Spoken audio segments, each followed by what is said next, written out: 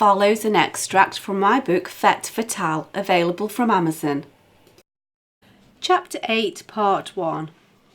DCI James sat in a squat, square chair set at an angle which directed his large frame towards the desk of Chief Superintendent Holloway. They chatted amiably, and the cups of coffee and plate of digestives endorsed the friendly atmosphere.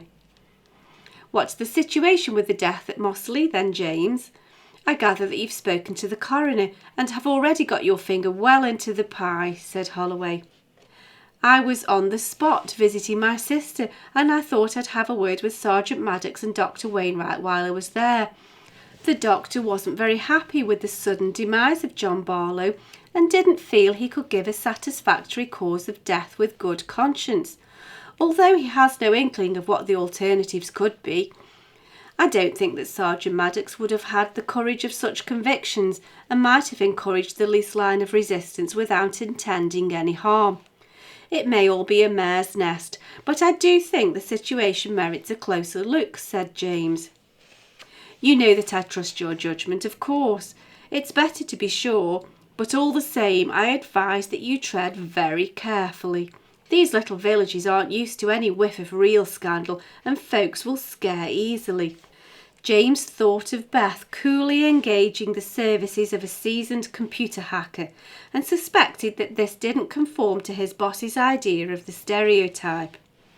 Instead of rectifying his superior's misapprehension, he said, "I've asked Fred Brough, the funeral director, to keep the body there so as not to raise any alarm unduly. He's thoroughly discreet, so there's no worry there. I agree with you that things shouldn't be blown out of proportion, and with that thought in mind, I thought it best to keep Sergeant Maddox front of house for the time being, to keep enquiries on a local level. I wanted to ask you if you'd let me oversee this case. Since I started the proceedings, I'd like to keep an eye on things myself for as long as it runs, which most probably won't be any time at all. If it does turn out to be more serious, it would be referred to us in the end anyway. I also think it would be a good opportunity for Maddox to gain a bit of on-the-job mentoring, continual professional development and all that. It'll do him far more good than any amount of courses, and he can't get much of a variety of experience in the village." "I take your point, James, but you have to consider your own workload. You also need to be very careful not to tread on their toes at Mossleigh. These provincial coppers don't like to think that the big boys have muscled onto their patch. Do you and Maddox work well together?" "He's a nice chap, and I think he could be a really good copper if given half the chance to do something other than rescue old ladies' cats. As for my other commitments, I don't see much of a problem, as I'll be letting Maddox do all the work and I'll just keep a weather eye on him. I spoke to Inspector Buckley at Mossleigh on the day that I met with Maddox and Wainwright, and she didn't seem too bothered. In fact, I think she was glad not to have to bother with the Barlow case at all. I've reassured her that we would keep her well informed." "I think that settles it then. I'll just give the station at Mossleigh a courtesy call and trust you to keep me in the loop, bearing in mind that I do really mean that, unlike the village inspector. What's your first port of call?" "The toxicology report is the crux of the matter, but it'll take weeks to come through even if I lean on the lads in the lab a bit. If I work on the assumption that it's clear, in the meantime I'll set Maddox on the trail of Barlow's business affairs. The only sensible explanation that Wainwright can give is that undue stress owing to business worry caused a heart attack. That's what we'll need to find evidence for, and already have a couple of leads to follow in that line." Over the weekend, Primrose had developed a nasty cold, and Emma made an appointment to take her to the doctor's surgery. They took their seats in the waiting area and found themselves sitting next to Betty Barnesford. "Hello, Betty. I would say how are you, but that's not really an appropriate question in a doctor's waiting room, is it?" said Emma. "Oh dear, is Primrose poorly?" said Betty, as the reason for Emma's visit was obvious when you looked at the little girl's doleful expression and watery eyes. "You do always say how are you, don't you? Thankfully I'm quite well. This is just a routine appointment. Since I started with my heart trouble I have to check up regularly. I don't really bother to take the tablets Dr. Wainwright prescribed for me. They don't make much difference anyway. I'm quite well, really, and a glass of whisky at bedtime does just as much good. But don't tell Dr. Wainwright I said that."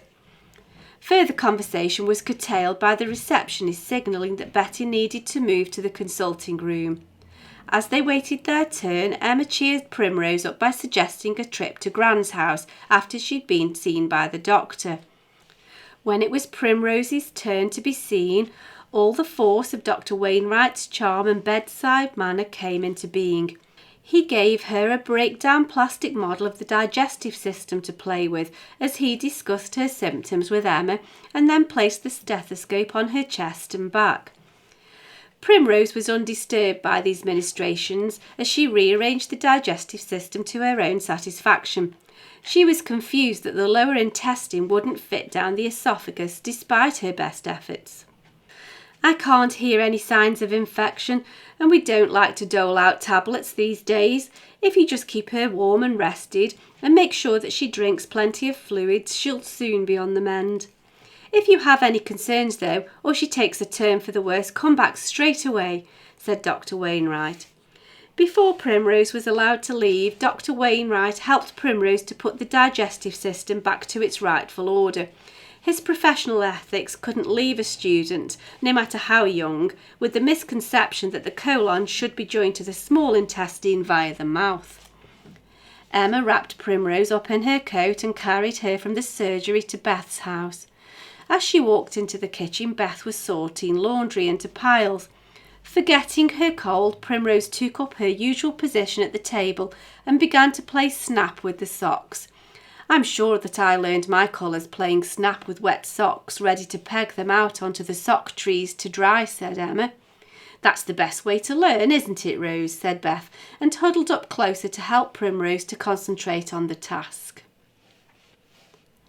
At the same time that Primrose was attempting a creative redesign of the digestive system, her great-uncle was making his telephone calls. "Good morning, Sergeant Maddox. It seems that you and I are going to make something of a team over the next week or two. That is, if you don't have any objection. I've got the all clear to poke my nose into everybody's business while we wait for the toxicology report," said Detective Chief Inspector James. "Thank you, sir. I'd be delighted to work alongside you. I'll do as much as I can to be of help. Though what I can do, I really don't know," said Maddox. "Great, that's settled then. I've got a few things to attend to here for a couple of days, but I'll try and pop over and chat to you properly by the end of the week. We're just playing the waiting game now, and if the results from toxicology are clear, we need to help Wainwright by supporting the verdict of a stress-induced heart attack. I need you to find out what state Barlow's affairs were really in. Go and see his accountant for a more specific idea of his finances. You could also look into his domestic affairs. We're presuming that everything was as it seems at home, and also that Jean is now the beneficiary of his will. It's worth just checking. Your first job, however, is to pay Jefferson a visit. It's mighty fishy that his name should turn up. Physical violence simply isn't his style, but he needs to explain his connection. That should keep you busy for the rest of the week. If you need any help, call my mobile. I'll give you my number now so you don't have to get through the switchboard." "Right you are, sir. I'll get onto it straight away. It's just general information about anything I can find out then, really. I'll see what I can dig up." "You could even speak to Jean's cleaning lady. I'm sure you wouldn't mind doing that." James laughed and then hung up. Sergeant Maddox sat considerably taller at the end of the phone call than he was when it was first put through to him. It didn't matter that it was boring, routine inquiry. He was working with Detective Chief Inspector James. Everybody in the Cheshire police force, and probably even further afield, knew of DCI James, and he'd put Maddox in charge to get on with things. He'd give it all that he'd got. For however short a time he was working with James, it was an opportunity too good to miss. Turning to his desktop computer, Maddox drank his extremely sweet tea as he waited for the screens to load. Once onto the system, he accessed the central database of previous convictions and looked up the domestic address of Conrad Jefferson. He then logged out of the police software and clicked onto Google Maps. He typed in the address of his destination and hit print. As the page was spooling to the printer in the reception area, he walked across the corridor and knocked on the superintendent's office door. It wasn't often that Maddox had ever crossed the threshold of his superior's office, and when he did, it was because he'd been summoned. It was a mark of his newly elevated position that he now approached the doorway unbidden. As he raised his fist, poised to knock, he was no longer so sure of himself, and he found that his mouth was dry.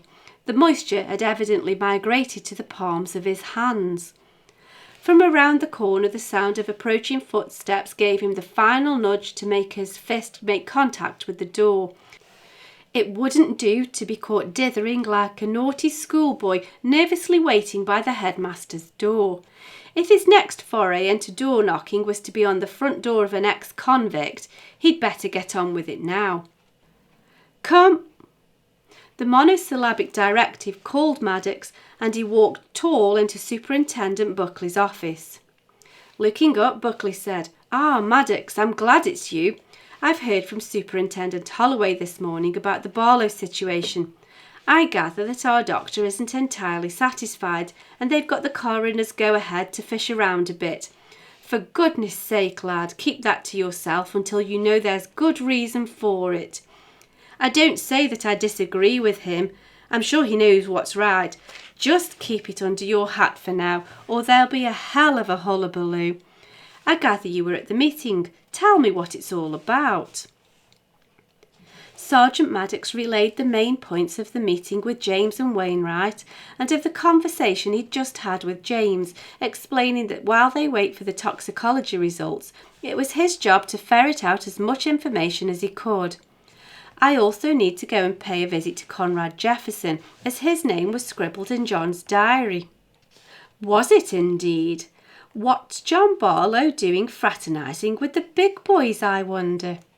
Jefferson has only been convicted once, but that's only because he's too clever to get caught. He's had his finger in plenty of highly lucrative but intrinsically rotten pies. That brings me to the main point of why I came to see you, Ma'am. Please can I have the use of one of the station's vehicles? Jefferson lives in Harrisfield and I'd never get there on the bus. I'd like to get there as soon as possible. Yes, I seem to remember that he has an impressive place in the middle of nowhere. He didn't buy that place legitimately, I'm sure. You better see Janine in the office to sign for the keys. Just don't go playing Starsky and Hutch the second you're out of sight. Of course not, Ma'am, said Maddox. Collecting his map and keys, he walked around to the building where the 2 station cars were parked. It wasn't until he turned the corner that he threw the keys into the air and laughed out loud. Now this is being a policeman, he thought. The allocated car was only a small black Vauxhall Astra, but it represented a definite incline in the otherwise strictly linear progression of Maddox's career so far. He was acting as sleuth for DCI James, and he was on his way to interview a criminal. For the full book of Fête Fatale, available in paperback or as an ebook, follow the link in the cards in the description box or find details on my website at sharonbill.com. Thanks for listening.